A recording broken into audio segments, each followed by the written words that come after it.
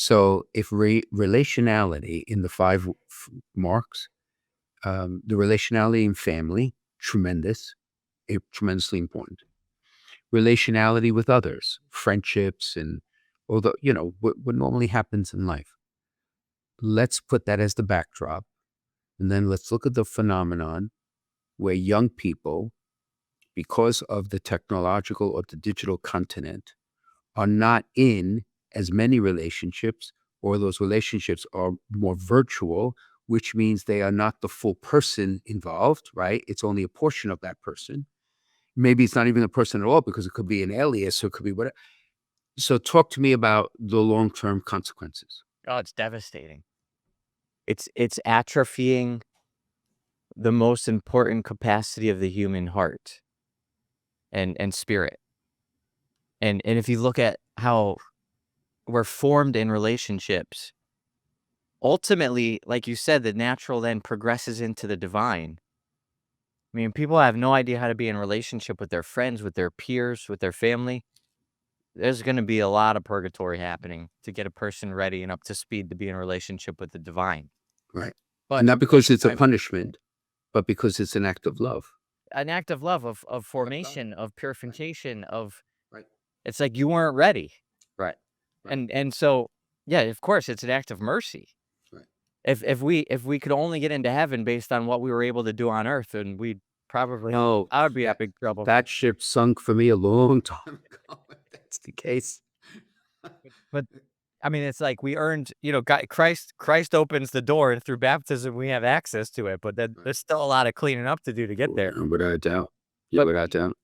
and it's not even just about purgatory or heaven, but it's actually that's the manifestation of distress here now.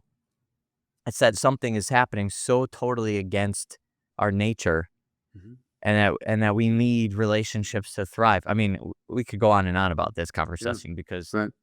But you know what? May I say this then? So, um, two things. Another insight just crossed my mind, and of course, this could be far-fetched, but so Dante imagines the inferno as very cold, Mm, the depth of it, right? You're basically in ice. So when you think of relationship, you think of warmth, right? mm. You think of the warmth of the heart. And of course, I'm not sure he was thinking that, but it's an interesting poetic image.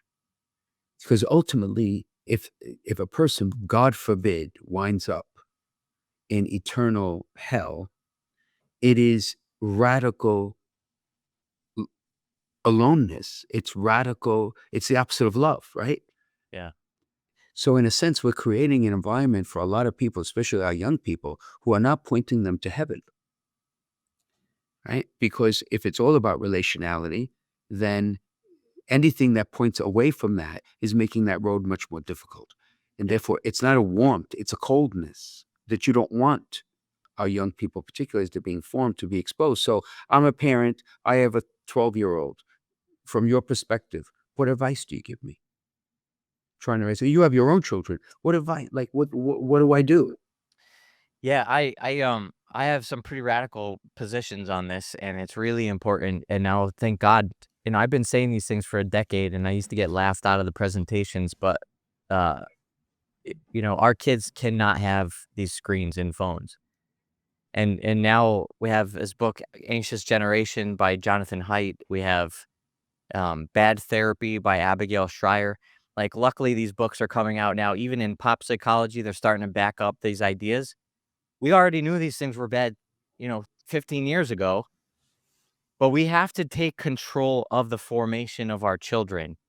And that's a balance because you can't control your 18-year-old.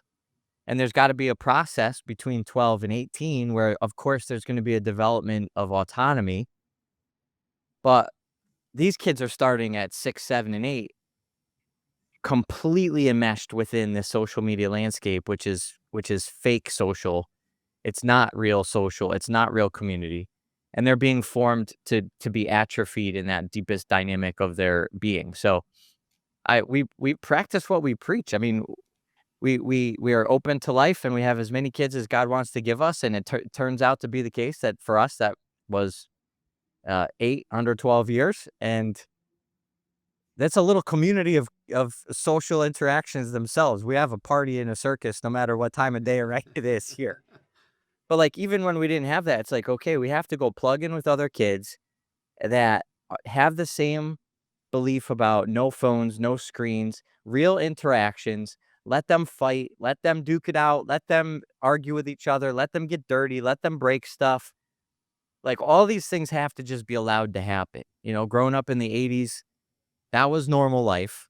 Oh, Somehow it became no part of normal life anymore. So now we have, as parents, the responsibility to be more proactive and intentional about creating these realities and not just letting the formation of our children go into the hands of pop culture. right, right. One more aspect of relationality. Do your counselors and therapists do any marriage therapy, like Oh, yeah. between husband and wife?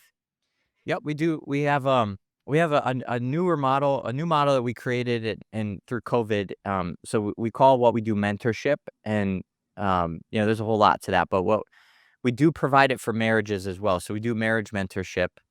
If people are interested, we have a website, Mhm. catholicpsych.com/mentorship, and we'll do a consultation for free to kind of figure out if it's a good fit. So some situations we can't help with the situation, with the way that we work with people, and we'll help you figure that out, and we'll make a referral. In Connecticut, we're blessed. We do have some good resources here from solid Catholic perspective. Our model we're able to actually do anywhere. It's remote, so we're able to provide that anywhere in the world. So people, can call in and see if they connect with us from anywhere. But that's some of the work that we're doing. Yeah. 'Cause that's the fundamental building block of the family, right? Is the marriage. Yeah.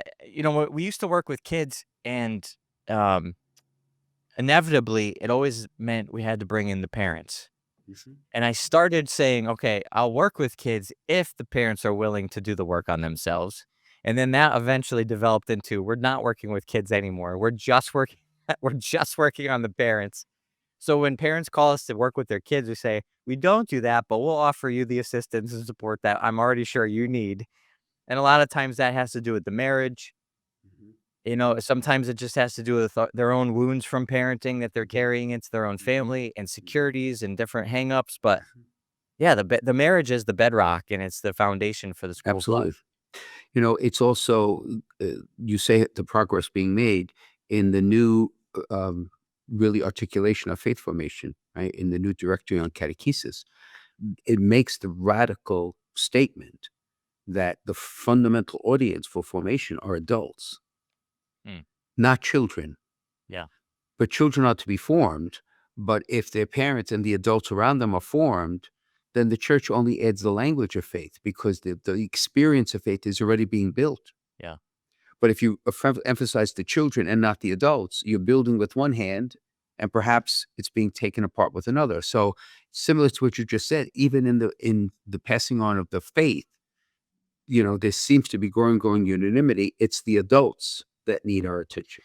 Yeah, and I don't know if I've clearly articulated this whole vision to you direct yet, but I know we're working on the marriage prep program. Yes.